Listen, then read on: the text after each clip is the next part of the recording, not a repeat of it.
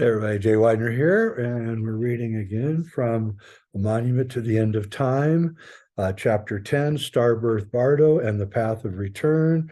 And this is section 3. All that is light.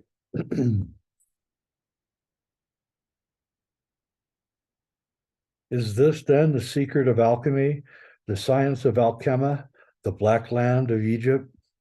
In part, the answer is yes, but we must remember that the pharaonic science of immortality by rebirth as a star in Orion is but one application of the ancient star science we have called Astro Alchemy. According to the Egyptian tradition, the institution of kingship was received from the Haru Shemshu, the semi-divine company of Horus, so that humanity might have a direct connection with the process of creation. One of the duties of the pharaoh was to keep the Jed of Osiris properly aligned so that the world participated in the divine or stellar stability. The patriarch Abraham, through the knowledge of Egyptian and Indian astronomy, formulated the Jed concept as the tree of life, the pattern of divine unfoldment that created the world and formed the basis of human sentience. Hebrew Gnostics, such as Rabbi Nahunia and the Merkabah tradition of the Bahir, developed this idea into the mystical path of return. By experiencing the states of being symbolized originally by the letters of the Hebrew alphabet, and later by the images of the tarot trumps, the Kabbalist ascends by degrees to the Godhead. This pattern was visualized as both internal, as a map to the active Kundalini centers in the body, and external, as the dragon axis of the galactic alignments. As we have seen, Fulcanelli used the Tree of Life pattern to organize his perspective on alchemy. He carefully gave us 4 trees, suggesting the projected Tree of Life on the celestial sphere of the Bahir. From the astronomical pattern of alignments comes the cube of space, the precious stone of the wise, which eventually becomes the Holy Grail and the philosopher's stone of alchemy. With Fulcanelli's guidance, we can see this pattern developed on the Cross of Henday. The projected Tree of Life pattern also gives us insight into the pharaonic star birth process. The projected tree, whose Tiphareth point falls on the cusp of Taurus Gemini and includes the Pleiades, contains the constellation of Orion. In this arrangement, the Netzach sphere falls on Sirius, hence its connection to Isis and the confusion with Venus, the planetary attribution for that sphere.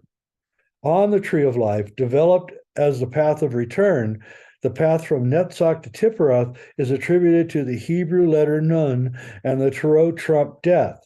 Significantly, it is also attributed to the zodiacal sign of Scorpio, the location of the stinging center of the galaxy. With this in mind, we can see the Pharaoh star birth as part of a larger process. The star fields of Orion, which lie a mere 70 light years away, are the closest area of stellar creation in our solar system to our solar system. Immortality in these star fields was attained by the pharaoh as he passed in death along the path of Nun, which in Egyptian is the word for the primeval ether soup out of which all creation arose, through the area of stellar formation in the heart of Orion. Thus, by being reborn as a star in Orion's company, the pharaoh reenacted on a local level the original creation of the universe. In order to achieve this, the pharaoh must initiate the transformational and creative process within himself before or at the moment of death. Dr. Laviolette has demonstrated that the spontaneous creation of matter and energy from the ether soup is a matter of geometric stressors, symbolized by his model G reaction pattern and known to the ancients as the Ankh, the image of universal life in Fulcanelli's words. The Ankh, as we have noted, is the only form of the cross to contain the entire Tree of Life pattern without disturbing its natural order.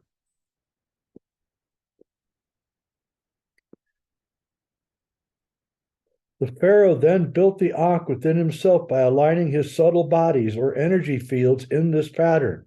Dr. Robert Masters, in his book, The Goddess Sekhmet, describes the Egyptian theory of the 5 magical bodies that, when aligned properly, create a supersensible or divine consciousness. This is even more interesting when we remember that Sekhmet is the great eye of Ra and is actually a metaphor for the eruption of the galactic core. Dr. Masters' 5 bodies, the Afu, the Ka, the Hadit, the Ku, and the Sabu, are exact duplicates in function with Dr. Laviolette's 5 reaction steps in the self-sustaining Model G active ether geometry. When this alignment is achieved, there is a burst of spontaneous matter energy creation, which, if employed consciously, can be used to generate a light body, the diamond or imperishable body of the Tibetan tantrics. When it occurs without conscious initiation and control, then a number of dire results can occur, from illness and insanity to death by spontaneous combustion. Indeed, the numerous and well-documented examples of spontaneous human combustion are proof of the process's reality. Modern physics has no answer for the mystery of such combustion. But if we see it as one end of a spectrum, the other being the creation of a mortal light body, then the mystery resolves itself. To see this a little more clearly, we need to look at the Egyptian magical text mentioned in Chapter 3. The Paris Papyrus is one of the gems discovered in Egypt by Napoleon savants. In Papyrus 4, lines 475 to 830, we find a ritual to attain immortality through inhaling light. The aspirant is first told to perform 7 days of rituals and then 3 days of dark retreat. On the morning of the 11th day, the aspirant is to face the rising sun and perform an invocation, quote, "First source of all sources, perfect sun and first source of all sources, perfect my body so that I may participate again in the immortal beginning, that I may be reborn in thought, and that the Holy Spirit may breathe in me," unquote. With this, the aspirant hails the first rays of the rising sun and then leaves his body behind and rises into the heaven filled with light. Quote, "For I am the son of the sun. I surpass the limits of my souls. I am a magical symbol for light," unquote.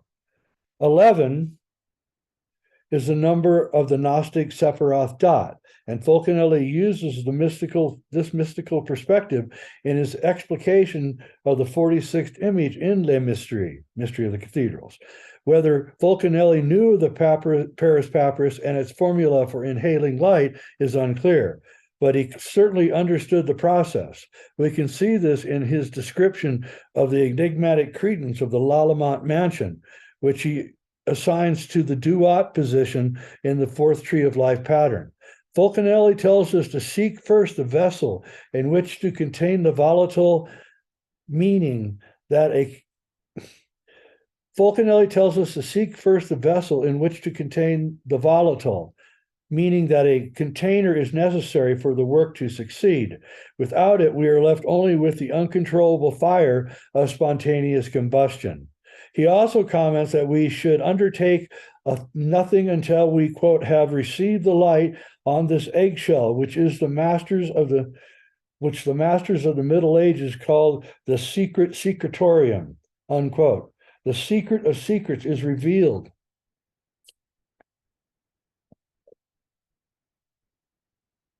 By the inscription on the interior of the credence, which Fulcanelli informs us has never been explained by any visitor.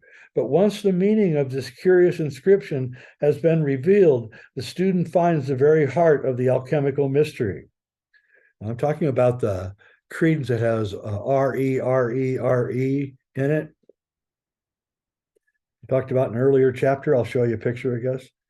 As we saw above in Chapter 6, that's where that is, the meaning of this curious inscription can be deciphered by referring to the light verse of the Quran.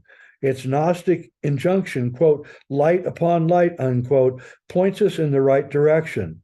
The message of the credence can be summarized as the light shining into the vessel and there sparking an internal light fueled by the translucent oil of brain chemistry. This internal light fills the entire body, converting it into light, which then radiates out as the shining light of star body or imperishable quality. The fragment of the Paris papyrus suggests that the original light, which shines in, is the light of the sun. It is. But what if there is a special kind of light, such as the glow of an exploding galactic center, which triggers this transformation, whether we are prepared for it or not? In addition to a physical disaster, we could also be faced with a spiritual or psychological disaster in which the transformational process is triggered automatically, creating havoc among those who are unprepared for the astro alchemical transmutation. The alchemical vessel, the vase of Fulcanelli, is the vase of Mary, the Queen of Heaven, which contains the all-healing balm and is formed from the projection of the tree of life on the celestial sphere. When this vase is filled with the mystical fire of continuous creation, the prima materia is transformed into the philosophical mercury, from which the powder of projection, the active form of the philosopher's stone, can be derived. As Fulcanelli informs us in very clear language, quote, therefore make your vase, then your compound, seal it with care, in such a way that no spirit can escape. Heat the whole according to the art until it is calcinated. Return the pure part of the powder obtained to your compound, which you will seal up in the same vase. Repeat for the third time, and do not give me any thanks, unquote. In this comment, Fulcanelli has supplied the careful student with all the information required to understand the process. We can do no better than agree with the master when he says, quote, I ask for neither remembrance nor gratitude, but only that you should take the same trouble for others as I have taken for you, unquote. It is our hope that in this we have followed his instructions, becoming, along with Fulcanelli, quote, a beacon on the great highway of the esoteric tradition, unquote. As was said of the Holy Grail, omnia quid sunt luminous sunt, or all that is light. And I suggest, that's the end, and I suggest that you go listen to my reality check, Secrets of Light and Darkness, about how you take brain chemistry, serotonin and melatonin, and you kind of trick it using rising sun and dark room, dark retreat to activate the pineal gland, which is activated by light. And photons are in all of our DNA has photons in it. And the one thing that when they look out into outer space with the Webb telescope, they're beginning to see that space itself looks like the human brain with plasma sheaths and electricity everywhere. And so the human brain is a microcosm of the cosmos, and it can be used to do all sorts of incredible things. So the whole thing is about light, your brain, the chemistry, light and darkness, how to fill. You're the vessel. So you fill your vessel, you're the vase. You fill your vase, which is you, with light. That's the key. And I'm not going to tell you much more than that because you are the one that needs to go out and find that out. I do suggest you read the writings of Dr. Jack Kruse. He's an amazing guy and a friend of mine, and he understands about the electric body and how to achieve health through the right inhaling of light, which is really what it is. And there's many ways to inhale light, many ways. So that's it. I don't have anything else to say. We're getting close to the end, a few chapters left or sections left. I'm Jay Widener. This is Reality Check. Please hit like and subscribe, tell your friends, and make sure that you create a ritual, a daily ritual where you are inhaling light. One of the things that I do um, is I light a candle at night and I stare into the candle and I breathe in. And as I breathe in, I let all the light hit the back of my skull, the very back inside my skull. And then as I breathe out, I push it out through my eyes. I do this about 15, 20 times a day. And what you're doing is just imagine that you're taking that light and you're flooding it into your pineal gland, and then you're expelling it. And when you're expelling it, you're expelling all of the darkness is being expelled. So it's bringing in the light, expelling the darkness, bringing in the light, expelling the darkness. And that's what I do when I sun gaze. I'm not going to tell you people to sun gaze because people are too stupid and they'll hurt their eyes. So you shouldn't sun gaze, but I do because I know what I'm doing. And I do the same thing with the morning sun. I breathe it in through my eyes, and the darkness goes out. This has an amazing effect because the serotonin is light and the melatonin is activated by darkness. And melatonin is what happens when you're dreaming. Serotonin is, of course, one atom away from being dimethyltryptamine, the most powerful psychoactive substance known to humans. And all of this all works together. And once you understand the etheric world that you're in and that you're surrounded by all sorts of invisible, for the most part, creatures and critters and intelligent beings. And some of them don't care about you, some of them don't like you, and some of them want to help you. And once you understand that, and that's what psychedelics do, they let you into that world also. So all this stuff works together, but like I say, you don't have to take psychedelics. You can use your own brain chemistry to achieve nearly the same experience as any good psychedelic will give you. So it's endogenous, it's built into us, it's part of our being. All right, that's all I got to say. Thank you very much for watching.